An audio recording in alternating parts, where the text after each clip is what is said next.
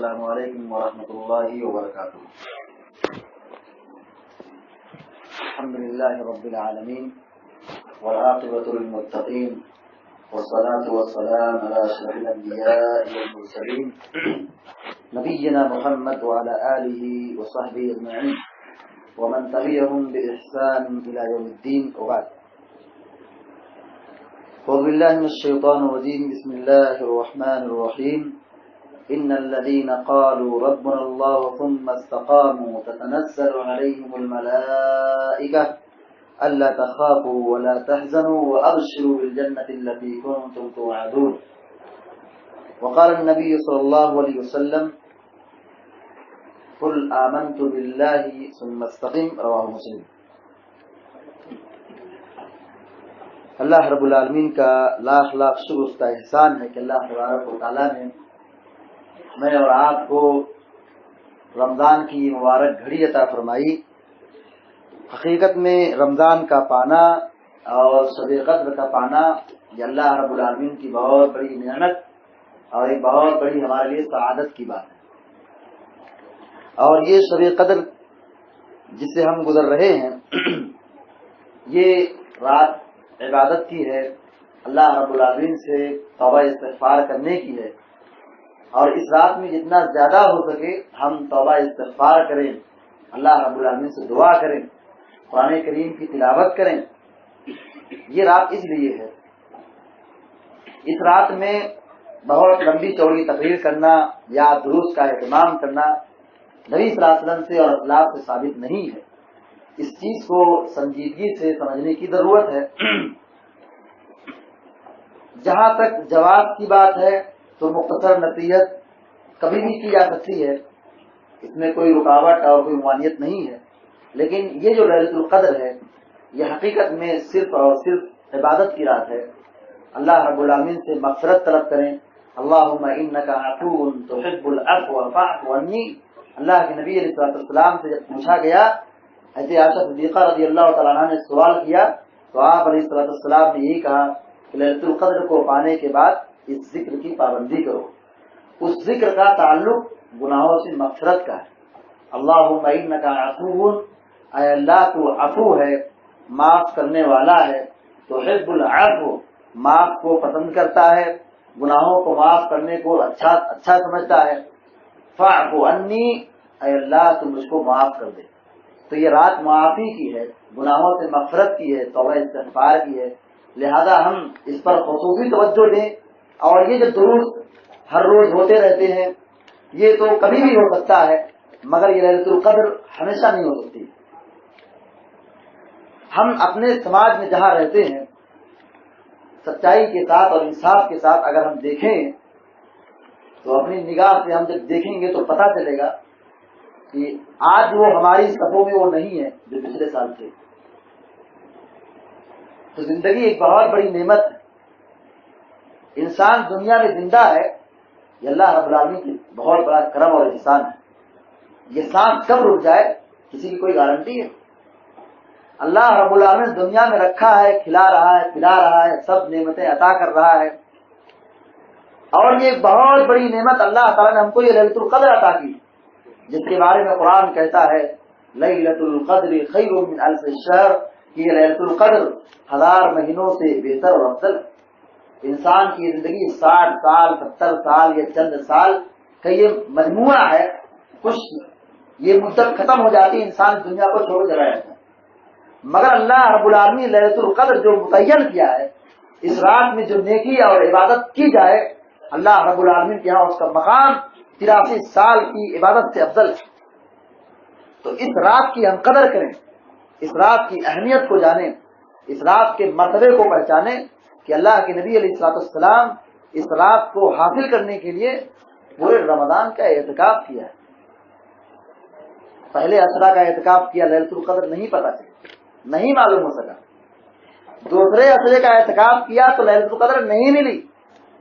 آپ علیہ السلام نے دوسرے عشرے کے بعد خطبہ دیا، کہا دیکھو ہم 2 عشرے کا اعتکاف کیے، لیلۃ القدر نہیں ملی، آخری عشرے کا اعتکاف کرو۔ جو ہمارے ساتھ اعتکاف میں تھے وہ آخری عشرے کا بھی اعتکاف کریں۔ بہرحال صحابہ اکرام نے اعتکاف کیا اور پھر صحابہ اکرام اور رسول اللہ صلی اللہ علیہ وسلم نے لیلۃ القدر کو پایا۔ تو جس موضوع کی مجھے وضاحت کرنی ہے وہ ہے راہ استقامت میں ہمارے اسلاف کی قربانیاں۔ استقامت کا معنی یہ ہوتا ہے دین پر مضبوطی سے جم جانا۔ جب ہم نے یہ جان لیا کہ اللہ ہمارا رب ہے اور ہم نے اس رب پر ایمان لایا تو یہ ایمان ہم سے کچھ تقاضا کرتا ہے۔ یہ ایسا نہیں کہ آدمی ایمان لائے اور دین میں منمانی کرے۔ دین میں آسانی ضرور ہے مگر دین میں منمانی نہیں کہ آدمی جیسے چاہے زندگی گزارے، جیسے چاہے کمائے، جیسے چاہے کھائے، جیسے چاہے صبح و شام کرے۔ جس کا اسلام سے اس کا کوئی آزادی نہیں۔ ہم نے اسلام قبول کیا ہے، اسلام کا معنی ہی ہوتا ہے کہ اپنے آپ کو شریعت کے تابع کر دینا، شریعت جو کہتی ہے اس چیز کو تسلیم کرنا، اسی کا نام اسلام ہے۔ الاسلام والاستسلام، اسلام کا معنی ہی ہوتا ہے تابع داری، اتباع و پیروی۔ اسلام کی جو باتیں ہیں، اسلام کی جو تعلیمات ہیں اس کو ہم تسلیم کریں، اسی کا نام استقامت۔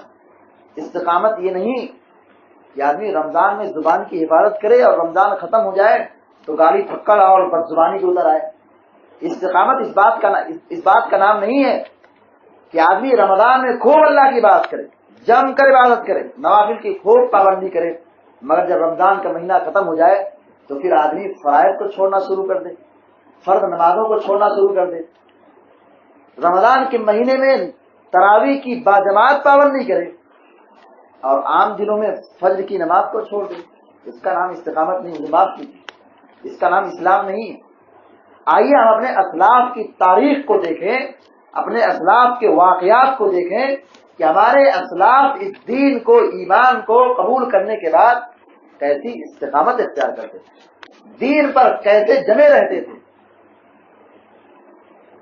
جب اسلاف کی بات آتی ہے تو عام طور پر اور شریعت میں یہ سمجھا جاتا ہے اور یہ بتایا جاتا ہے کہ گزرے ہوئے لوگ جو صحابہ اور تابعین اور تبع تابعین، ایسے ان لوگوں کو اسلاف کہا جاتا ہے، اور جو ان کے منہج کو، صحابہ اور تابعین اور تبع تابعین کے منہج کو اختیار کرے ان کو بھی اسلاف کہا جاتا ہے۔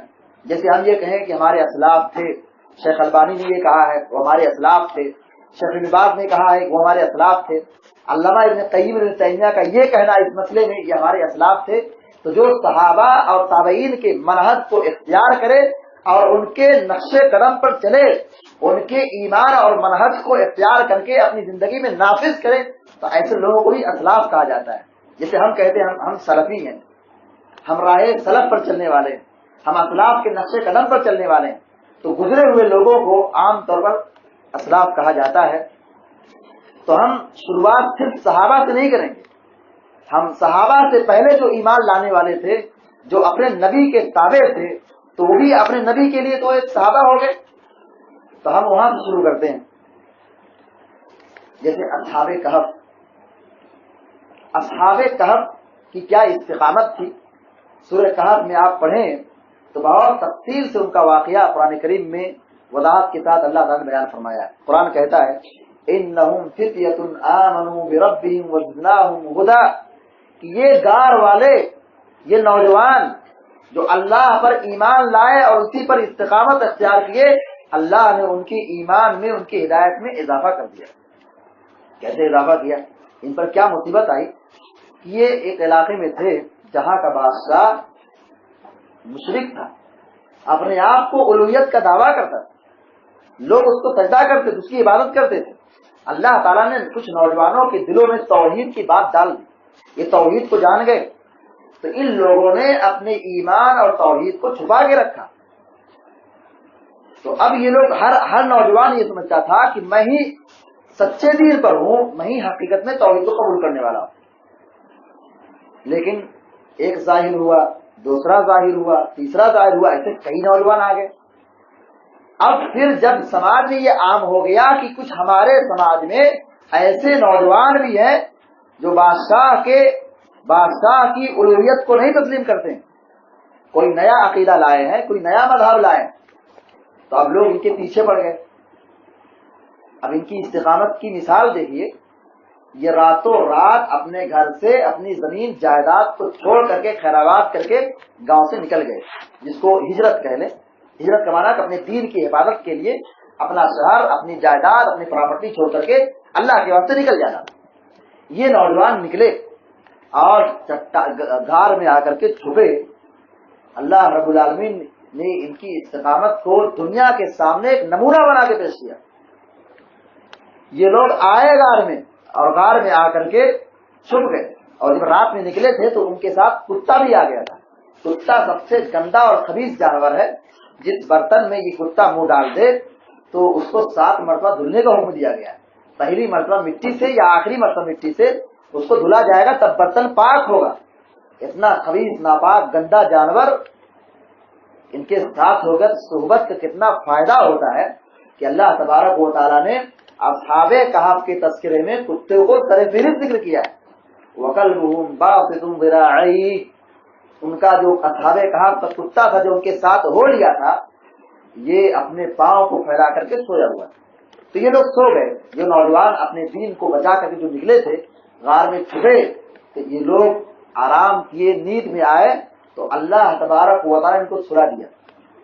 یہ سوتے رہے، 1 صدی گزری، 2 صدی گزری، 3 صدی گزری، 300 سال لگاتار یہ سوتے رہے، اور 309 مزید سال یہ سوتے رہے، ان کی نیند نہیں کھلی۔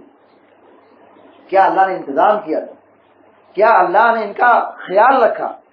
اس 300 سال میں 300 سال مطلب بارش کا موسم بھی آیا ہوگا، 309 سال بارش کے بعد ٹھنڈی کا موسم بھی آیا ہوگا، گرمی کا موسم بھی آیا ہوگا۔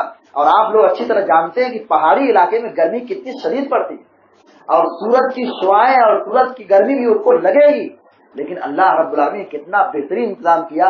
سورج نکلتا تھا تو سورج کھسک جاتا تھا، اپنے مدار سے، اپنے راستے سے ہٹ کر کے، مائل ہو کر کے دوسری طرف چل کر کے نکل جاتا تھا۔ یعنی سورج کی گرمی اور سورج کی دھوپ ان نوجوانوں کے جسموں کو پریشان نہیں کرتی۔ ان لوگوں نے استقامت دکھائی تو اللہ تبارک و تعالیٰ نے دنیا کے اندر ان کو یہ پھل اور یہ ثمرہ عطا کیا۔ یہ پہلی مثال ہے کہ اتنی طویل مدت تک سوتے رہے، ان کی نیند خلل میں نہیں آئی، وہ نہیں جاگے، وہ نہیں بیدار ہوئے۔ اب سوچئے ان کی خوراک کیا تھی، ان کے آکسیجن کیا تھا، اور ان کے رہنے کا انتظام کیا تھا کہ یہ 300 سال تک اور پھر مزید 9 سال تک یہ زندہ رہے، اور زندہ ہونے کے ساتھ سوتے رہے، اور پھر کانوں کان کچھ خبر نہ ہو سکی، اور پھر جب بیدار ہوئے تو پھر ان کو پتا چلا کہ ہم سوئے ہیں شام کو اور رات گزری ہے کہ ہم بیدار ہو گئے۔ تو کوئی کہتا کتنا سوئے، کتنا جاگے، کتنا سوئے، اس میں اختلاف ہو گیا۔ تو بہرحال اللہ رب العالمین نے ان ولیوں کو، یہ اللہ کے پیارے ولی تھے، یہ 300 سال سوتے رہے، یہ اپنے سونے کی مدت کو نہیں جان سکے، جبکہ بھی دنیا میں یہاں پہ دیکھو عقیدے کا بہت بڑا مسئلہ ثابت ہوتا ہے۔ اس کو سمجھو تو سمجھ سکو تو سمجھو۔ یہ اللہ کے اولیاء تھے، یہ اللہ کے نیک بندے تھے جو دنیا میں سوئے تو اپنے سونے کی مدت کو نہیں جان سکے۔ اب ایک انسان مر جائے، چلو وہ اللہ کا ولی ہے، مان لیتے ایک لمحہ کے لیے، ورنہ جن کو فراڈی لوگ کہتے ہیں کہ اللہ کے اولیاء ہے، ان کی زندگی کو دیکھو تو شرک نظر آتا ہے، نہ نماز کا پتہ چلتا ہے، نہ توحید کا پتہ چلتا ہے۔ لوگ ان کو اللہ کا اولیاء مانتے ہیں، اور وہ اولیاء کے نام سے بک رہے ہیں، ان کی قبروں کی، ان کی مردوں کی ہڈیاں کی تجارت چل رہی ہے۔ تو بہرحال اللہ تبارک و تعالیٰ نے ان کو سلایا، یہ دنیا کے اندر 300 سال تک سوتے رہے اور 9 سال مزید سوتے رہے، مگر یہ اللہ کے سچے اولیاء اپنے سونے کی مدت کو نہیں جان سکے، تو جو قبر میں چلا گیا وہ کیا جان سکتا ہے کہ ہمارے ساتھ کیا ہو رہا ہے، یا لوگ ہمارے تعلق سے کیا مانگ رہے ہیں، کیا پوچھ رہے ہیں، کیا استغاثہ فریاد کر رہے ہیں۔ یہ اللہ کے اولیاء زندہ رہتے ہوئے نہیں سمجھ سکے، تو اللہ کے وہ ولی جو مر چکے ہیں، برزخ کی زندگی میں ہے، وہ عالم میں کسی کا کوئی دخل اندازی ہو ہی نہیں سکتی۔ تو بہرحال ان لوگوں نے استقامت دل اختیار کی۔ میں یہی سمجھانا چاہتا ہوں کہ استقامت کا ثمرہ، استقامت کا فائدہ بہت اونچا ہوتا ہے، بہت اعلیٰ ہوتا ہے۔ دنیا میں ترقی ملتی ہے، عزت ملتی ہے، شہرت ہوتی ہے، اور دنیا کے بعد یہ آخرت کا جو عالم ہے، آخرت کا جو مقام ہے، وہ تو ہم اس کو سوچ بھی نہیں سکتے کہ اللہ نے ہمارے لیے کیا تیار کر رکھا ہے. وہ ایسی دنیا ہے، وہ ایسا عالم ہے، وہ اس دنیا کی ایسی نعمت ہے جس کو کسی آنکھ نے نہیں دیکھا، جس کے بارے میں کسی کان نے نہیں سنا، جس کے بارے میں دل کو اس کا تصور بھی نہیں کر سکتا ہے. اللہ نے اس جنت کو ہمارے لیے، اہل ایمان کے لیے، اپنے نیک بندوں کے لیے، وہ جو جنت تیار کر رکھی ہے اپنے نیک بندوں کے لیے، اس کا کوئی تصور اور اس کی کوئی مثال ہی نہیں بیان کی جا سکتی ہے. اسی طریقے سے استقامت کی مثال میں ہمارے اسلاف میں اصحاب الاخدود کا واقعہ آتا ہے. اصحاب الاخدود خندق والے. خندق والے کیوں کہا جاتا ہے؟ اس لیے کہ خندق میں گڈھا کھودا گیا اور اس میں آگ جلائی گئی اور پھر یہ کہا گیا جتنے مسلمان سب اس میں کود جائیں. سب کو پکڑ پکڑ کے زبردستی اس میں لا کے گھسیلا جا رہا. اصحاب الاخدود، آگ والے، خندق والے، جتنے سماج میں مسلمان تھے، بادشاہ نے اعلان کر دیا، کہا سب کو پکڑ پکڑ لاؤ، ان کو آگ میں ڈھکیل دو. ان لوگوں نے کیسی استقامت اختیار کی. وہاں پہ ایک خاتون تھی، جتنے مسلمان سب کو جلا دیا گیا. جتنے وہاں پہ سماجی مسلمان تھے، بادشاہ نے سب کو پکڑ پکڑ کے جلا دیا. تو ایک عورت اپنے بچے کو لے کر کے آئی. صحیح مسلم کی روایت ہے کہ جیسے وہ خاتون اس آگ کے قریب پہنچی تو اس عورت کے پاس جو گود میں بچہ تھا، بچے کی معصومیت اور بچے کی محبت کی سے ذرا سہم گئی، تھوڑا پیچھے ہٹنے لگی کہ اب میں تو کود جاؤں گی، میں تو جان دے دوں گی، لیکن میرے بچے کا کیا ہوگا. بچے کی جسے ہچکچاہٹ میں مبتلا ہو گئی، پسو پیش میں آ گئی. بچے نے بولا اے ماں تو صبر کر، کود جا، تو حق پر ہے. بچہ معصوم ہے، بولنا نہیں جانتا ہے، مگر استقامت کی مثال دیکھیے، استقامت کا ثمرہ دیکھیے کہ اللہ تبارک و تعالیٰ ایسا راستہ ہموار کر دیتا ہے کہ آدمی ایمان اور توحید کے حفاظت کے لیے جان کی قربانی دے رہا ہے، مگر ساتھ ہی ساتھ بچے کو ایسی کرامت مل جاتی ہے، ایسی قوت حاصل ہو جاتی ہے جو بچہ بولنا نہیں جانتا ہے مگر وہ بولنے کی صلاحیت بھی حاصل کر دیتا ہے. بچہ بول پڑا. یہ تو استقامت ہی کا تو ثمرہ ہے کہ انسان کو اپنے عقیدے اور ایمان پر کانفیڈنس ہو جائے، مکمل یقین ہو جائے کہ ہم جس عقیدے پر زندہ ہیں وہی عقیدہ اللہ کا حکم ہے، جس دین پر ہم چل رہے ہیں وہی دین اللہ رب العالمین کو مطلوب ہے. اس بچے نے بولا اور اس بچے کے بولنے کے بعد عورت اپنے بچے کو آگ میں لے کے کود گئی اور اپنی جان کی قربانی دے دی، مگر اپنے ایمان کو محفوظ رکھا.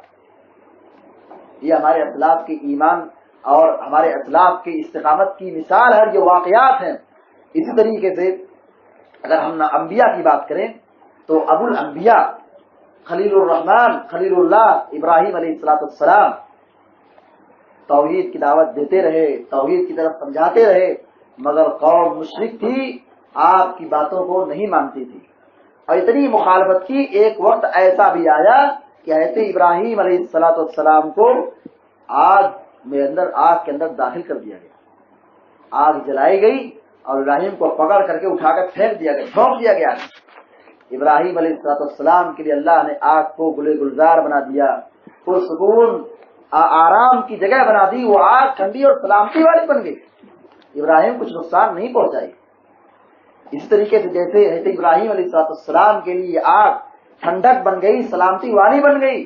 یہ تاریخ کا پہلا واقعہ ہے کہ جب سے زمین و آسمان قائم ہے، دنیا کا نظام چل رہا ہے، اللہ تبارک و تعالیٰ نے اس فطرت کو تبدیل نہیں کیا تھا. آگ کی تاثیر ہے جلانا، آگ میں انسان کودے تو جل جائے، مگر یہ تاریخ انسانی کا پہلا حادثہ ہے، پہلا واقعہ ہے. یہ واقعہ اور حادثہ بھی استقامت کی بنیاد پر تھا. حضرت ابراہیم نے استقامت دکھائی اللہ کے ایمان پر. اللہ رب العالمین جس مقصد سے ان کو بھیجا تھا وہ اپنے ہدف میں، اپنے ٹارگٹ میں کھڑے اترے. اللہ تبارک و تعالیٰ نے ان کے لیے آگ کو ٹھنڈک کا سامان بنا دیا. ان کو آگ نے کچھ بھی نقصان نہیں پہنچایا. اسی طریقے سے حضرت ابراہیم کے بعد اس دنیا نے یہ بھی منظر دیکھا ہے کہ ایک تابعی کے لیے بھی آگ ٹھنڈی ہو گئی تھی. یمن کے اندر ایک شخصیت تھی جن کو ابو مسلم الخولانی کہا جاتا. تابعی، یہ مسلمان تھے، توحید والے تھے، اللہ کے ولی تھے. بادشاہ نے، ذمہ دار نے ان کو سمجھایا، کہا توحید کو چھوڑ دو، یہ تم توحید کتنا برپا کر رہے ہو سماج کے اندر. تو انہوں نے کہا کہ میں توحید سے سمجھوتا نہیں کر سکتا ہوں، توحید نہیں چھوڑ سکتا ہوں، اس توحید پر جمے رہے، اسی کا نام استقامت ہے۔ بادشاہ نے آگ جلائی، ابو مسلم خولانی کو اٹھا کر پھینک دیا، جیسے ابراہیم کے لیے آگ ٹھنڈی ہو گئی، ان کو کچھ نقصان نہیں پہنچائی، ایسے ہی ابو مسلم خولانی رحمۃ اللہ علیہ جو تابعی ہیں، جو اللہ کے ولی ہیں، ایسے ابراہیم کے بعد دوسری شخصیت جن کے لیے اللہ نے آگ کو ٹھنڈک بنایا، ابو مسلم خولانی باسلامت رہے۔ بادشاہ شرمندہ ہو گیا، ناکام ہو گیا، منہ لٹکا لیا، اور پھر اس کے بعد کہتا ہے ابو مسلم اس شہر سے نکل جاؤ، دوسری جگہ چلے جاؤ، تم کو یہاں نہیں رہنا ہے۔ اب ظاہر سی بات ہے کہ ابو مسلم خولانی کو آگ نے نقصان نہیں پہنچایا، تو جس مقصد سے بادشاہ نے آگ جلائی تھی بادشاہ ناکام ہو گیا تو ابو ذلیل ہو گیا۔ تو اپنی ذلت کو اور اپنی ذلت کو، ناکامی کو چھپانے کے لیے ابو مسلم خولانی رحمۃ اللہ علیہ کو شہر بدر کر دیا، پھر یہ یہاں سے نکلے گئے مدینہ گئے۔ تو اللہ رب العالمین نے استقامت کے اختیار کرنے میں بہت بڑا خیر رکھا ہے، بڑا فائدہ رکھا ہے، اس کے اندر بہت برکت ہے، اس کے اندر دنیا میں بڑی عزت ہے، اور آخرت میں جو زندگی ملنے والی ہے وہ لا مثال ہے، لاجواب ہے۔ اور اس کی کیا مثال بیان کی جائے جس کے بارے میں کہا جائے کہ کوئی اس کو تصور بھی نہیں کر سکتا ہے۔ اسی طریقے سے ہم عورتوں کی بات کریں تو عورتوں نے بھی بڑی استقامت دکھائی ہے۔ فرعون کی بیوی آسیہ یہ مسلمان ہو گئی، حضرت موسیٰ علیہ السلام کو اپنا نبی مان لی، حضرت موسیٰ پر ایمان لائی، فرعون خلاف ہو گیا۔ بادشاہ کے گھرانے میں پلنے والی رہنے والی خاتون، کیا انعام ہے، کیا اکرام ہے، کیا اعزاز ہے، کیا سہولت ہے، مگر اس خاتون نے ساری سہولتوں کو چھوڑ کر اللہ رب العالمین کی توحید کو قبول کیا، موسیٰ علیہ السلام کی رسالت کو تسلیم کیا، اور جس کے نتیجے میں کتنا ستایا، کتنا پریشان کیا، کتنا عذاب دیا، بہت مارا، بہت ستایا، زخمی کیا، مارا، جس میں کیل ٹھوک دی، مگر حضرت آسیہ رضی اللہ تعالی عنہا صبر کرتی رہی، توحید پر استقامت اختیار کرتی رہی، اور رب العالمین سے دعا کرتی رہی، رب ابن لی بیتا عندک فی الجنہ، اے رب میں نے بادشاہ کے خزانوں کو چھوڑا ہے، فرعون کے دربار کو لات مارا ہے، توحید کی وجہ سے، تیرے اوپر ایمان لانے کی وجہ سے، اے رب میں تجھ سے دعا کرتی ہوں کہ اے اللہ تو اپنے پاس میرا ٹھکانہ بنا دے، میرا جنت میں گھر بنا دے، میں دنیا کے دربار کو چھوڑا ہے، بادشاہی گھر کو چھوڑا ہے، دنیا کی نعمت کو چھوڑا ہے صرف توحید کے لیے، اے رب العالمین میں تجھ سے دعا کرتی ہوں کہ اے اللہ مجھ کو آخرت میں جنت میں اپنے پاس سے گھر بنا دے۔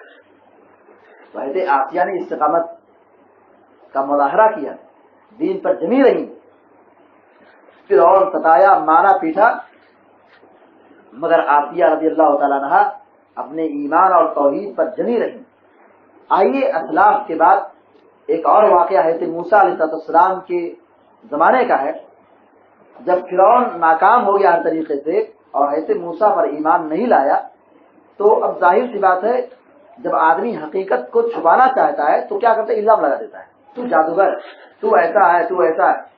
آدمی سچائی کا مقابلہ نہیں کر پاتا ہے تو اپنی طاقت کا مظاہرہ کرتا ہے، زبان کا مظاہرہ کرتا ہے، زبان کھولتا ہے، بدزبانی کرتا ہے، گالی دیتا ہے، الزام لگاتا ہے۔ تو یہ کام فرعون کا تھا۔ تو فرعون نے موسیٰ سے کہا تو جادوگر ہے۔ حضرت موسیٰ نے کہا ٹھیک ہے، اپنے جادوگر کو بلاؤ اور ان سے ٹکر لے لو، پتہ چل جائے گا کون جادوگر ہے کون حق پر ہے۔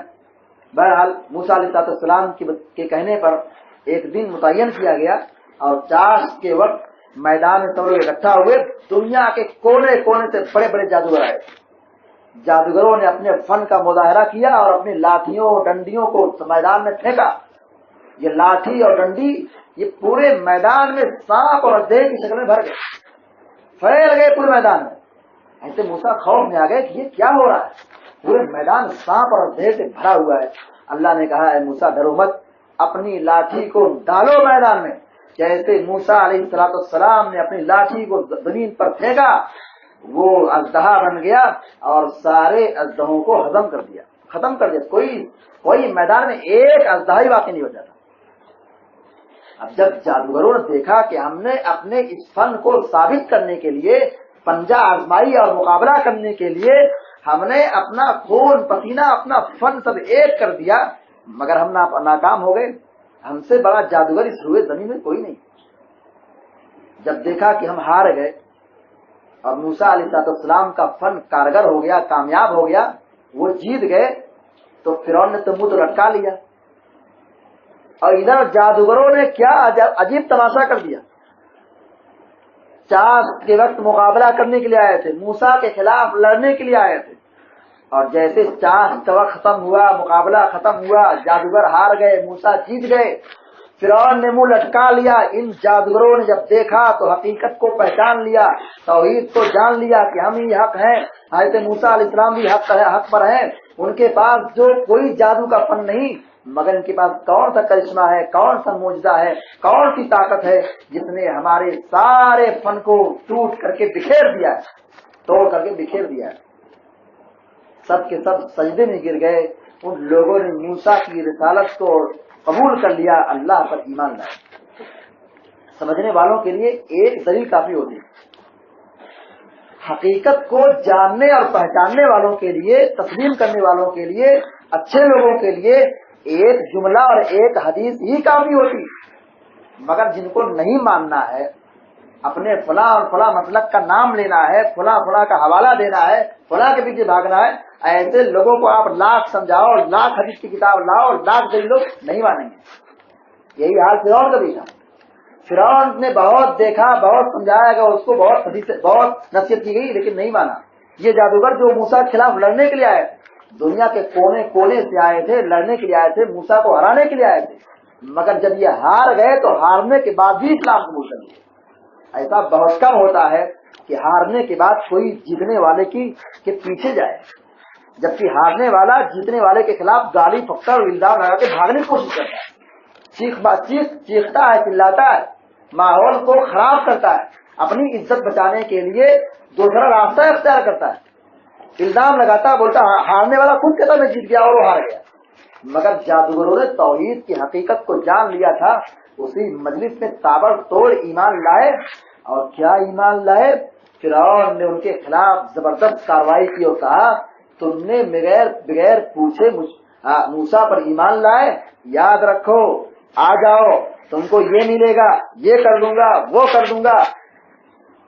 کہا کچھ بھی کر لو, ہم نہیں آنے والے, ہم نے پہچان لیا اسلام کیا ہے, توحید کیا ہے. فرعون نے کہا, اپنی طاقت کا روب دکھایا اور کہا تم نہیں مانتے ہو, موسیٰ پر ایمان لاتے ہو, توحید قبول کرتے ہو, تمہاری سزا یہ ہوگی کہ تمہارے ہاتھ اور پاؤں کو کاٹ دیا جائے گا, اور الٹے ہاتھ, ایک ہاتھ اور ایک پاؤں الٹا, یعنی ایک ہاتھ کاٹا جائے گا اور ایک پیر کاٹا جائے گا, اور پھر تم کو الٹے اسی کھجور کے جھاڑ پر, درخت پر تم کو الٹا لٹکا دیا جائے گا. مسلمانوں نے کہا, جو جادوگر تھے, اسلام جو لائے تھے, ان لوگوں نے کہا فَاقْضِ مَا أَنْتَ قَاضٍ إِنَّمَا تَقْضِي هَذِهِ الْحَيَاةَ الدُّنْيَا. اے فرعون سن لے, تو ہمارے ساتھ جو کرنا چاہے کر لے, تو دنیا تک کر سکتا ہے, آخرت تو ہماری ہے, جنت ہمارا انتظار کر رہی ہے. تو جو کچھ ہم کو بوٹی کرے گا, مارے گا, تڑپائے گا, تکلیف دے گا, نقصان پہنچائے گا, عذاب میں داخل کرے گا, الٹے ہاتھ پاؤں کاٹ کے الٹے درخت میں لٹکا دے گا, کیا کر لے گا. ہم تو ایمان لائے, ایمان کا ثمرہ آخرت میں جنت ہے. فوراً ان لوگوں نے توحید کو سمجھنے کے بعد, ایمان لانے کے بعد ایسی استقامت اختیار کی, پھر شرمندہ ہو گئے, اپنی جان کی بازی لگا دی ایمان کی بنیاد پر. مورخین اور مفسرین لکھتے ہیں کہ یہ جادوگر چاند کے وقت جادوگر تھے, یہ کافر تھے, کافروں کے امام تھے, مگر ان کو چاشت کے بعد کیا ایمان کی توفیق ملی, اس سورج کا بھی زوال نہیں ہوا تھا, ان کی روح ان کی جان سے نکل گئی اور جنت کی مستحق ہو گئی. یہی استقامت. جب آدمی دین کو سمجھ لیا, اسلام کو جان لیا, تو اسلام اور ایمان کا تقاضا یہ کرتا ہے کہ کیا طوفان آئے, کیا مصیبت آئے, کیا کسی کی حکومت آئے, کیا نقصان ہو, کیا خسارہ ہو, یہ دنیا کا خسارہ معمولی خسارہ ہے, ہم اپنی سوچ آخرت کی طرف رکھیں, اپنی زندگی کا مقصد آخرت کی طرف سمجھیں. تو ان جادوگروں نے توحید کو جان لیا اور پھر اس کو اختیار کرنے کے بعد اس پر جم گئے, اور جمے ایسے کی کہ جمے رہے, مگر ایمان سے شرک کا سمجھوتا نہیں کیا, جان کی قربانی دے دی. یہی ایمان کا تقاضا کرتا ہے. آئیے صحابہ اکرام کے کچھ واقعات کو ہم دیکھتے ہیں کہ صحابہ اکرام جو ہمارے اسلاف ہیں, یہ نمونہ ہمارے لیے ان لوگوں نے ایمان پر استقامت کیسے اختیار کی تھی، ہمارے اسلاف کی استقامت کی مثال کیا ہے۔ صحابہ اکرام میں بہت سارے ایسے لوگ ہیں جنہوں نے اپنے ایمان پر استقامت اختیار کی ہے۔ بلال حبشی رضی اللہ عنہ کا نام پیش آتا ہے کہ جب انہوں نے اسلام قبول کیا تو ان کا غلام، ان کا مالک ابو امیہ بڑا ظالم انسان تھا۔ یہ چونکہ غلام تھے اس کے، اور مالک کے پاس پورا پاور ہوتا جیسے چاہے آدمی رکھے، تو یہ سمجھتا تھا کہ میں مالک ہوں اور یہ میرا غلام ہے۔ اس غلام آدمی نے ایمان کیوں قبول کر لیا ہے؟ ابو امیہ بلال حبشی کے اسلام لانے کے نتیجے میں ان کو پکڑا، مکہ کی ریت پر لٹایا اور گھسیٹا اور سینے پر بھاری پتھر رکھ دیتا تھا۔ ایسے بلال بیچارے احد احد کہتے تھے، اللہ کی توحید کی صدائیں بلند کیا کرتے تھے، مگر کبھی اپنی زبان شرک کے کلمات کو ادا نہیں کیا۔ ایمان پر ڈٹے رہے، ایمان پر ڈٹے رہے، بہت تکلیف جھیلی، بہت مصیبت جھیلی، بہت دکھ درد کو محسوس کیا، سہا ظلم کو۔ حضرت بلال حبشی رضی اللہ تعالیٰ عنہ بہت ظلم سہتے رہے، بلال حبشی کی مصیبت کو ایسے وہ صدیق نے جب دیکھا کہ بہت بیچارے انسان ہیں، ان پر اتنا ظلم کیا جا رہا ہے، گئے گھر سے مال لیا اور ابو امیہ سے کہا اس غلام کی قیمت کیا ہے؟ اس نے قیمت بتائی، حضرت بلال حبشی نے اپنی جیب سے وہ قیمت نکال کے چکا دی، کہا بلال کو چھوڑ دو۔ یعنی حضرت ابوبکر صدیق رضی اللہ تعالی عنہ کو حضرت بلال کی تکلیف دیکھی نہیں جا رہی تھی، کیا ان کی استقامت تھی، کیا ان کی تکلیف تھی، کیا وہ ظلم سہ رہے تھے۔ عرب کی سرزمین پر جہاں دھوپ اتنی تیز ہوتی ہے، جہاں کی زمین بالکل سخت ہوتی ہے، وہاں بلال حبشی رضی اللہ تعالیٰ عنہ کو لٹا کر کے ان کو گھسیٹا جا رہا ہے، ان کو پکڑ کے رگڑا جا رہا ہے، ان کو کچلا جا رہا ہے، اور گرم پتھر کو ان کے سینے پر رکھ کر کے دبایا جا رہا ہے، مگر ان کی زبان سے توحید کی صدائیں بلند ہو رہی ہے۔ اسی کا نام استقامت ہے، اسی کا نام دین ہے۔ جب ہم نے دین کو جان لیا تو اسی دین پر استقامت اختیار کرنا ہے۔ فاستقم کما امرت، تم اسی دین پر جمے رہو جس دین پر جمے رہنے کا اللہ نے تم کو حکم دیا ہے۔ بلال حبشی رضی اللہ تعالیٰ عنہ کو آزاد کیا گیا اور پھر اس ظلم سے انہوں نے خلاصی اور نجات حاصل کی۔ اسی طریقے سے حضرت خباب بن ارت رضی اللہ تعالیٰ عنہ ہیں، غریب مسلمان ہیں، کمزور مسلمان ہیں۔ حضرت خباب بن ارت رضی اللہ تعالیٰ عنہ مکہ کے کمزور مسلمان تھے۔ جب اسلام لائے تو مکہ کے بڑے بڑے لوگوں نے حضرت خباب بن ارت رضی اللہ تعالیٰ عنہ کو پکڑا اور آگ جلائی اور ان کو اس پر لٹا دیا۔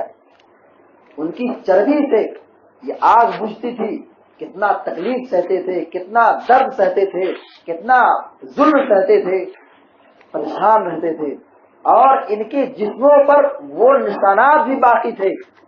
اس نشانات کو چھپا کے چلتے تھے، بتاتے نہیں تھے کہ کہیں لوگ میرے تعلق سے جان نہ جائے کہ میں نے کتنی اسلام کی خاطر تکلیف سہی ہے، کتنا ظلم سہا ہے۔ یعنی ان کے پیٹھ پہ کتنے نشانات تھے، جو جلایا گیا تھا، ان کو تڑپایا گیا تھا، اسلام لانے کے نتیجے میں ان کو گرم آگ پر لٹایا جاتا تھا، ان کی چربی سے آگ بجھتی تھی، تو وہ جو نشان پیٹھ پہ تھے اس کو چھپا کے چلتے تھے۔ تو کہنا یہ ہے کہ حضرت خباب بن ارت رضی اللہ تعالیٰ عنہ وہ صحابی ہیں، یہ ہمارے اسلاف ہیں جنہوں نے اسلام کی خاطر بہت تکلیف سہی ہے، بہت ظلم سہا ہے، مگر اسلام کے راستے میں اتنے سارے مظالم سہے، تکلیف برداشت کیے، مگر توحید کو نہیں چھوڑا، ایمان کو نہیں چھوڑا، جمے رہے، ڈٹے رہے، جیسا اللہ کا حکم آیا اس حکم پر چلتے رہے، اسی مشن پر گامزن رہے، توحید سے کبھی شرک سے کبھی سمجھوتا نہیں کیا، توحید پر استقامت کی مثال پیش کر دی کہ جو لوگ جلا رہے تھے، تڑپا رہے تھے، پریشان کر رہے تھے، وہی کھٹیا گئے، وہی شرمندہ ہو گئے، وہی ناکام ہو گئے، مگر حضرت خباب بن ارت رضی اللہ عنہ کو دنیا میں عزت ملی اور آخرت میں ان کی کیا عزت ہے ہم اس کو بیان نہیں کر سکتے ہیں۔ اسی طریقے سے حضرت عمار بن یاسر رضی اللہ تعالیٰ عنہ ہے، حضرت عمار بن یاسر رضی اللہ تعالیٰ عنہ کی سیرت میں آتا ہے کہ یہ اور عمار کے ابو یاسر رضی اللہ تعالیٰ عنہ اور ان کی والدہ سمیہ رضی اللہ تعالیٰ عنہ یہ کمزور گھرانے سے تھے۔ مکہ کے ظالموں نے بالخصوص ابو جہل نے ان تینوں کو پکڑ کر کے مقام افواہ، ایک جگہ کا نام ہے، وہاں لے جاتا تینوں کو ایک ساتھ عذاب دیتا۔ ایک تو میاں بیوی ہے، شوہر کے سامنے بیوی کو تڑپایا جائے، بیوی کے سامنے شوہر کو تڑپایا جائے، کتنی تکلیف ہوتی ہے۔ شوہر 4 بات باہر سنتا ہے، صبر کر گھر میں چلا آتا ہے، یا شوہر اپنی بیوی کو 4 بات بولتا ہے تو بیوی اپنے گھر کے اندر سنتی ہے تو اس میں صبر کرتی ہے۔ لیکن سوچو حضرت عمار بن یاسر اور ان کی اہلیہ حضرت سمیہ رضی اللہ تعالیٰ عنہ، دونوں کو آمنے سامنے تکلیف، عذاب، نقصان، اذیت دی جا رہی ہے، یہ صبر کر رہے ہیں، اور ساتھ ہی میں ان کے بیٹے کو حضرت عمار کو اذیت دی جا رہی ہے، تکلیف دی جا رہی ہے، وہ بھی صبر کر رہے ہیں۔ بالآخر حضرت یاسر رضی اللہ تعالیٰ عنہ شہید ہو گئے، اور ایسے ہی سمیہ رضی اللہ تعالیٰ عنہ جو اسلام کی پہلی شہیدہ کہلائی، ابو جہل ملعون، حضرت سمیہ رضی اللہ تعالیٰ عنہ کو ایک پاؤں کو ایک اونٹ باندھا اور دوسرے پاؤں کو دوسرے اونٹ باندھا، اور دونوں اونٹ کو مخالف سمت میں دوڑا دیا، اور حضرت سمیہ رضی اللہ تعالیٰ عنہ کی شرمگاہ میں نیزہ مارا، اور حضرت سمیہ 2 ٹکڑا ہو گئی، مگر اپنی جان قربان کر دی، ایمان کو باقی رکھا، ایمان پر استقامت اختیار کی، ایمان پر ڈٹی رہی، اسی پر قائم رہی، اور حضرت سمیہ رضی اللہ تعالیٰ عنہ کی قربانی دیکھیے کہ اسلام کی یہ سب سے پہلی شہیدہ قرار پائی۔ کتنی بڑی قربانی ہے، جسم کا 2 حصہ 2 ٹکڑا ہو جانا کوئی معمولی عذاب ہے، کوئی معمولی تکلیف ہے؟ اس کو کہنا تو بڑا آسان ہے، سننا تو بڑا آسان ہے، مگر جو اس کو سہتا ہو کتنا تکلیف برداشت کرتا ہے۔ انسان کی باڈی کو 2 حصے میں پکڑ کے چیر دیا جائے، کیا سخت تکلیف ہوتی ہے، اور اسی کے ساتھ کتنی بڑی ذلت کی بات ہے کہ مردود خبیث ابو جہل اپنے نیزے کو چلایا اور ان کی شرمگاہ میں نیزہ مار دیا۔ یہ سب دکھ درد ذلت کو محسوس کی، مگر ایمان کو نہیں چھوڑا۔ ان کی استقامت اور ان کی جوامردی اور ان کی ایمان کی قوت کا مظاہرہ آپ دیکھیں۔ اسلام ان کو یہ شرف کیا ملا، کیا مقام ملا کہ دنیا کی اسلام کی یہ سب سے پہلی شہیدہ قرار پائی۔ اسی طریقے سے حضرت مصعب بن عمیر رضی اللہ تعالیٰ عنہ، یہ بھی ہمارے اخلاف ہیں، ان کو کیا شرف حاصل ہے کہ یہ بہت مالدار آدمی تھے، بہت مالدار تھے۔ جب یہ ایمان لے کر کے آئے تو ان کے گھر والوں نے کہا تم 1 پیسہ نہیں لے سکتے۔ اسلام سے پہلے کی زندگی کی حالت یہ تھی کہ جس راستے سے گزر جاتے تھے اس راستے سے ایسی خوشبو آتی تھی، لوگ خوشبو سے پکڑ لیتے، پہچان لیتے کہ یہ مصعب بن عمیر کی خوشبو۔ بہترین لباس پہنتے تھے، بہترین خوشبو لگاتے تھے، بہترین کھانا کھاتے تھے، مگر اسلام لائے گھر والوں نے کہا 1 پیسہ نہیں لے سکتے، سب سے محروم کر دیا۔ ان کی حالت ایسی ہوئی کہ جو بہترین لباس پہنتے تھے اب یہ کاٹ پہن کر کے خستہ، کمزور، گندا لباس پہننے لگے، مگر اسلام کو نہیں چھوڑا، اور اتنا ظلم سہا، اتنی تکلیف سہی کہ اللہ کے نبی علیہ السلام نے ان کو حکم دیا، کہا مدینہ چلے جاؤ۔ مدینہ کے لوگ جب اسلام لائے تو ان لوگوں نے جب یہ کہا کہ ہمیں کسی آدمی کو بھیجیے جو عالم ہو، جانکار ہو، تاکہ وہ ہمارے پاس آئے تو ہم کو دین اسلام کی دعوت دے، ہم کو سکھائے، توحید سکھائے۔ اللہ کے نبی علیہ السلام نے جو سلیکشن کیا، جو انتخاب کیا ایسے مصعب بن عمیر کا، مصعب بن عمیر مکہ سے نکلے، مدینہ میں پہنچے، اسعد بن زرارہ کے یہاں رہتے تھے، وہیں کھاتے تھے، وہیں سوتے تھے، اور انہی کے گھر میں رہ کر کے تو مکہ سے نکل کر کے آئے تو مدینہ میں توحید کی دعوت کو پھیلانا شروع کیا۔ نبی علیہ السلام مدینہ نہیں پہنچے تھے، مگر مدینہ کی بہت ساری بستی، بہت سارے لوگ اسلام قبول کر لیے تھے۔ مگر دیکھو جنگ احد کے موقع پر انہوں نے جو جھنڈا سنبھالا تھا اور شہید ہو گئے مصعب بن عمیر رضی اللہ تعالیٰ عنہ۔ اتنی بڑی قربانی ہے، اتنی بڑی قربانی ہے کہ مصعب بن عمیر کی ہے، جب ان کو شہید کر دیا، کفنانے کی بات آئی تو کپڑا نہیں مل رہا ہے، کفنانے کے لیے لباس نہیں مل رہا۔ حضرت حمزہ کی بہن 2 کپڑا لائی تھی، 2 چادر لائی تھی، ایک حمزہ کے لیے 2 کفن چادر لائی تھی، مگر اللہ کے نبی نے کہا 1 چادر مجھے دے دو، تو چادر دے دی گئی۔ اللہ کے نبی نے 1 کفن سے حضرت حمزہ کو کفنایا اور 1 کفن سے حضرت مصعب بن عمیر کو کفنایا۔ حضرت مصعب بن عمیر تھوڑا لمبے تھے، چادر چھوٹی تھی، ان کا سر ڈھانکا جاتا تو پیر کھل جاتا تھا، پیر ڈھانکا جاتا تو سر کھل جاتا تھا۔ حضرت مصعب بن عمیر کے بارے میں آپ نے فرمایا، کہا ان کے سر کو ڈھانک دو اور پھر ان کے پیر پر اذخر نامی گھاس ڈال دو، اتنی بڑی قربانی ہے، مکہ کے اندر تھے، توحید پر استقامت اختیار کرتے رہے، مدینہ میں آئے تو اسلام کی دعوت دیتے رہے، اور اسلام کی دعوت دیتے رہے، 2 ہی سالوں کے اندر شہید ہو گئے۔ کتنی بڑی سعادت کی بات ہے، کتنی بڑی قربانی ہے۔ اللہ کے راستے میں شہید ہو جانا، استقامت اختیار کرنا، توحید پر ڈٹے رہنا، یہ کسی قربانی سے کم نہیں۔ مگر مرے، شہید ہوئے، ان کو کفنانے کے لیے دنیا میں کپڑا نہیں ملا۔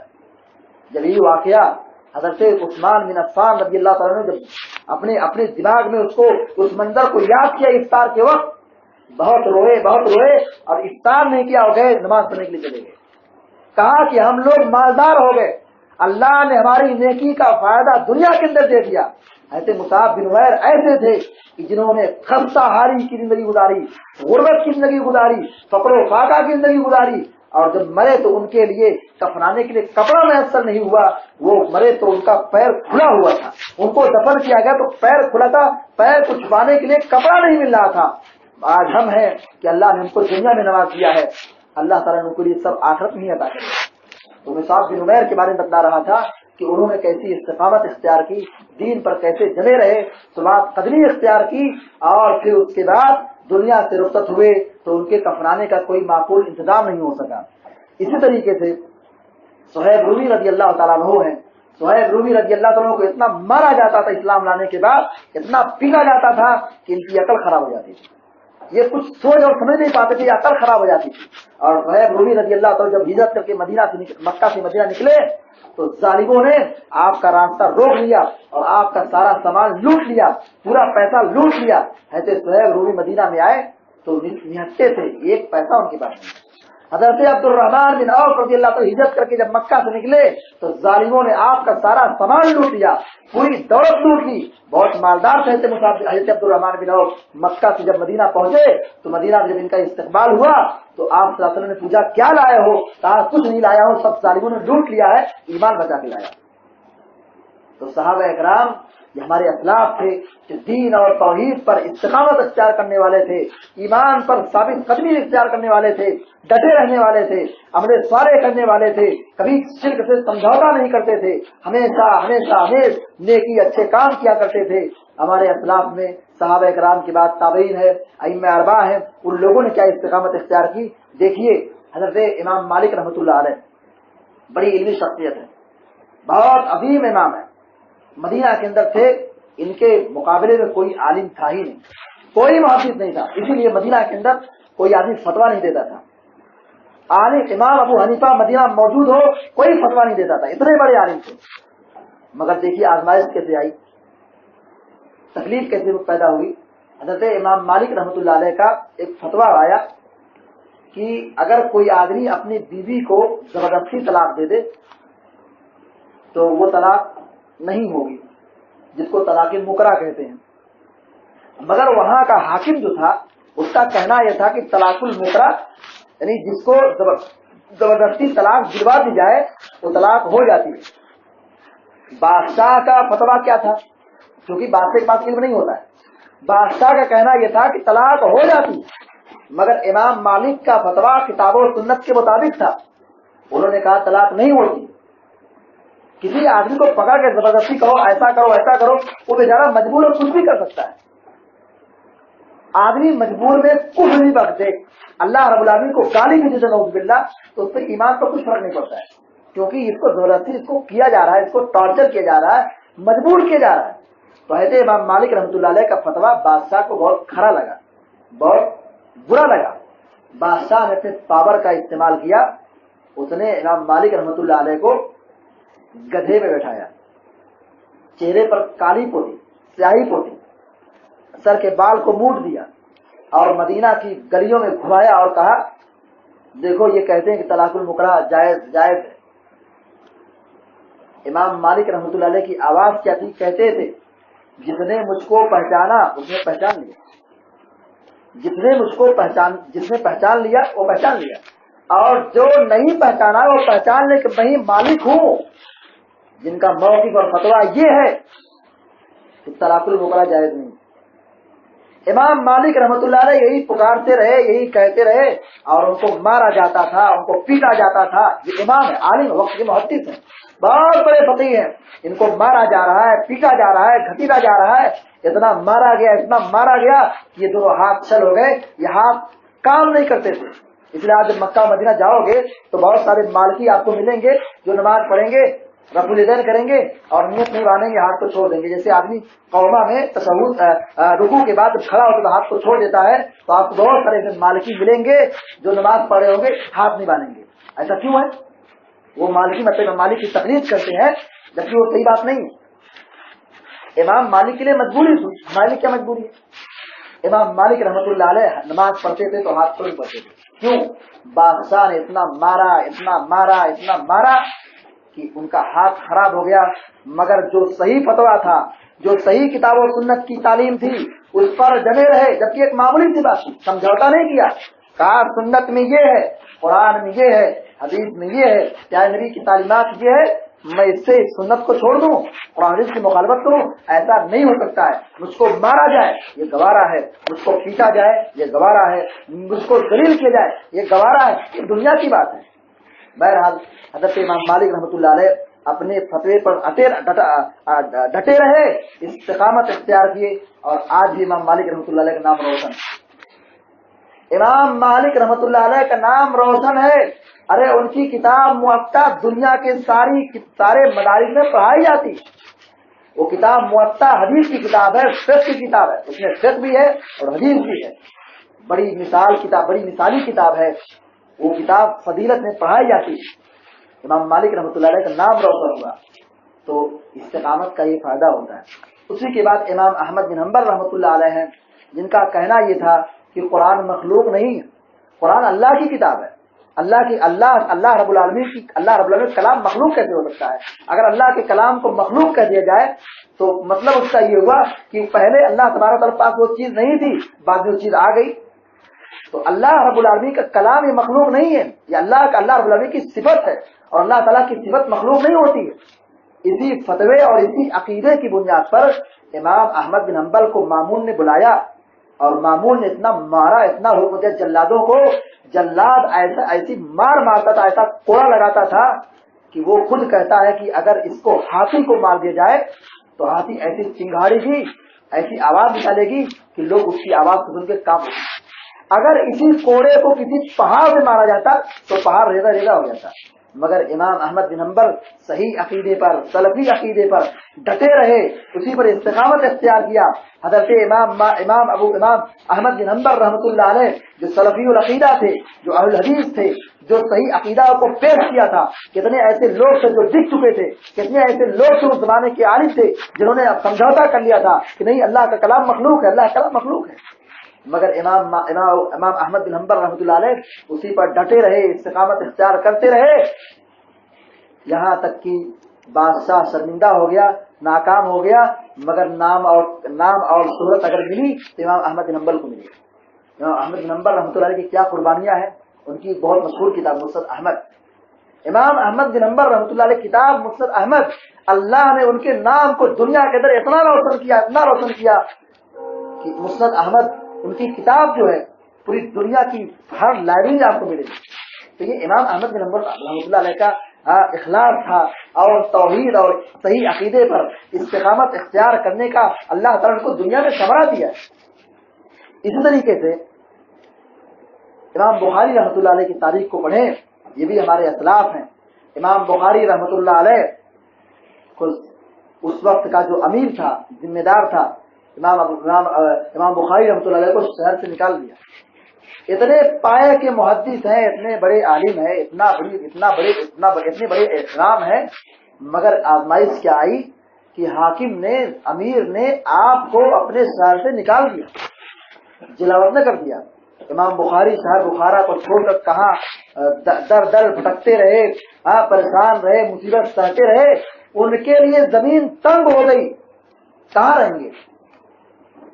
इमाम बुखारी रहमतुल्लाह रमजान में दुआ की, उनका इंतकाल ईद उल फित्र की रात, यानी रमजान खत्म हो रहा है, आज ईद की रात है, उसी रात में इमाम बुखारी की वफात हुई। इमाम बुखारी ने दुआ की, ऐ रब्बुल आलमीन, मेरे लिए जमीन तंग हो गई है, अब मेरे लिए दुनिया में रहना खैर नजर नहीं आता है, ऐ अल्लाह तो मुझको अपने पास बुला ले। इमाम बुखारी की ये दुआ अल्लाह ने कबूल की और उनकी वफात ईद की रात में हो गई। امام بخاری کتنا ظلم سہتے رہے، کتنی تکلیف برداشت کرتے رہے، مگر جو صحیح عقیدہ تھا، صحیح فکر تھی، صحیح دین تھا، اسی پر جمے رہے۔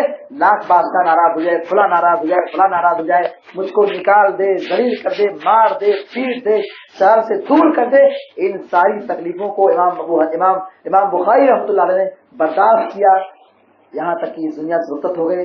اللہ نے ان کو کیا عزت دی۔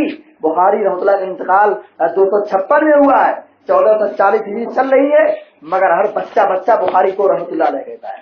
امام بخاری کا نام آتا تو ان کے حق میں دعا نکلتی ہے رحمۃ اللہ علیہ، اللہ تعالیٰ پر رحم فرمائے، اللہ تعالیٰ کے درجات بلند فرمائے۔ اللہ تعالیٰ نے کیا عزت دی، اور دنیا کے اندر ایک بڑی عزت تو یہ ہے کہ شاید کسی محدث کو عزت ملے۔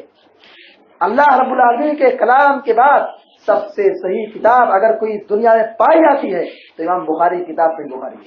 یہ کسی عزت سے کم ہے، اللہ نے جو عزت دی یہ ان کے اخلاق کا نتیجہ ہے اور ان کی استقامت اختیار کرنے کا ثمرہ ہے۔ اسی طریقے سے علامہ ابن تیمیہ کو دیکھیے، بہت بڑے عالم ہیں، بہت بڑے محدث ہیں، بہت بڑے فقیہ ہیں، بہت بڑے مجاہد ہیں، بہت بڑے صحابی ہیں۔ جب انہوں نے حق کی آواز کو بولنا شروع کیا، حق کی آواز کو نکالنا شروع کیا، یہ صوفی جب بدعتی آپ کے مخالف ہو گئے، جا کے بادشاہوں کے پاس شکایت کرتے تھے، چمچا گیری کرتے تھے۔ یہ صوفیوں نے، بدعتیوں نے، مخالف لوگوں نے امام ابن تیمیہ رحمۃ اللہ علیہ کے خلاف جا کے بادشاہوں کے پاس چوری کرنا شروع کر دی۔ یہ غلط عقیدہ ہے، ان کا عقیدہ ایسا عقیدہ سلفی عقیدہ ہے۔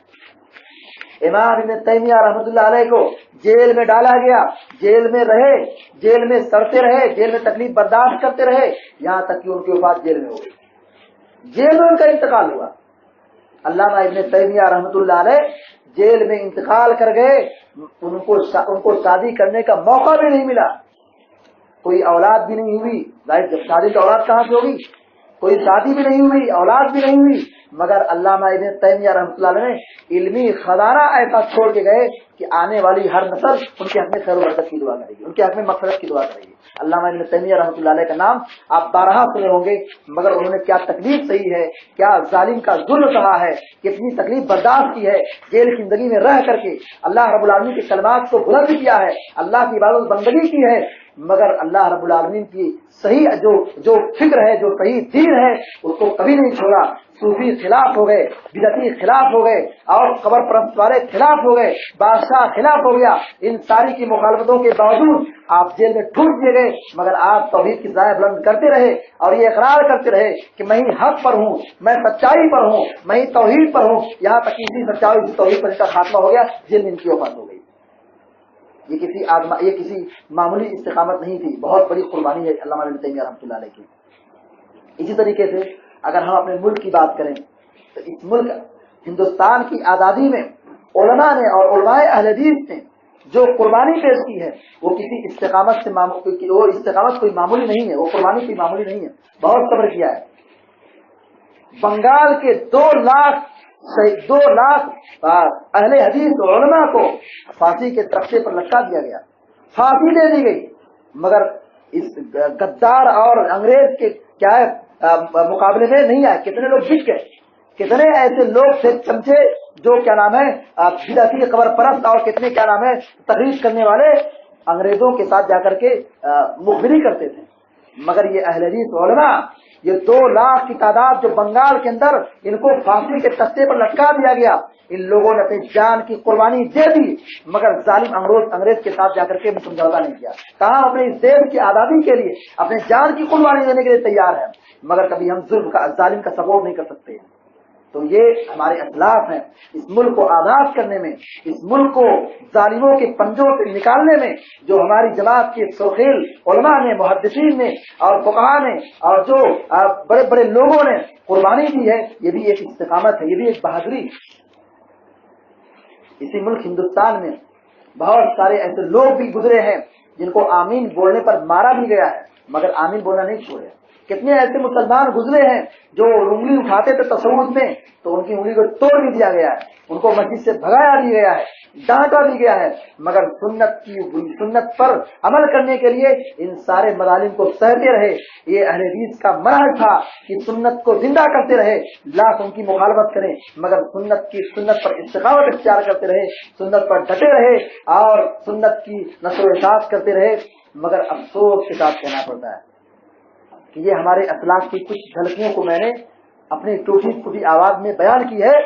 یہ ہمارے اسلاف تھے دین کی نشر و اشاعت کے لیے، دین کی قربانی کے لیے، سنت کو زندہ کرنے کے لیے، توحید کی صداؤں کو بلند کرنے کے لیے کتنی قربانی کی.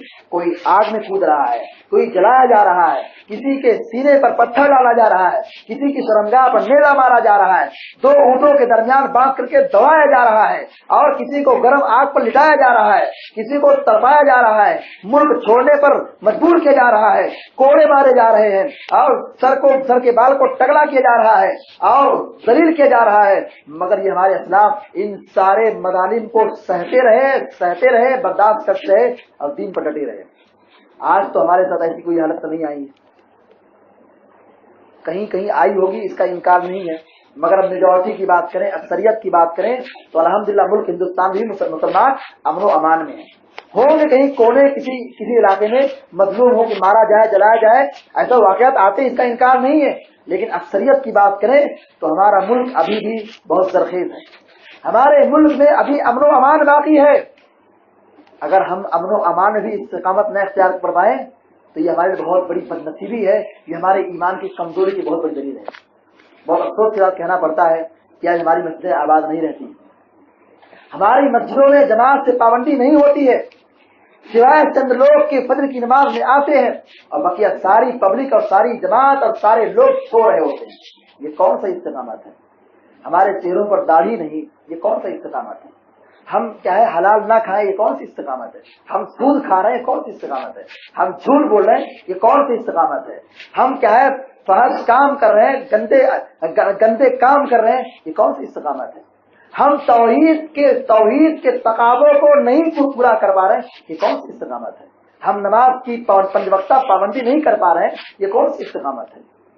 وہ ہمارے اسلاف جو مصیبت میں رہ کر کے دین پر جمے رہے، استقامت اختیار کرتے رہے، اگر ہم سکون اور سعادت اور خوشحالی کی زندگی میں دین پر نہ عمل کر سکیں تو یہ واللہ یہ ہماری زندگی یہ تف ہے اور افسوس ہماری زندگی پر ہے. جبکہ ہمارے اسلاف کے لیے، صحابہ اکرام کے لیے، تابعین کے لیے یہ سہولیات نہیں تھی. یہ کولر، یہ اے سی، یہ لائٹ اور یہ قالین اور یہ اچھی مسجد اور اچھا انتظام اور یہ بہترین چٹائی، یہ سب اس سے محروم تھے. اور ساتھ ہی ساتھ جیسا ہم کھاتے ہیں ویسے ہمارے اسلاف نہیں کھاتے تھے. ایک وقت کھا لیے، دوسرے وقت کھانا نہیں ملتا تھا. پیٹ بھر کبھی کھانا جانتے ہی نہیں تھے، بھوکے رہتے تھے، فاقہ کرتے تھے، مگر توحید پر جمے رہتے تھے. واللہ یہ کون سی زندگی ہے؟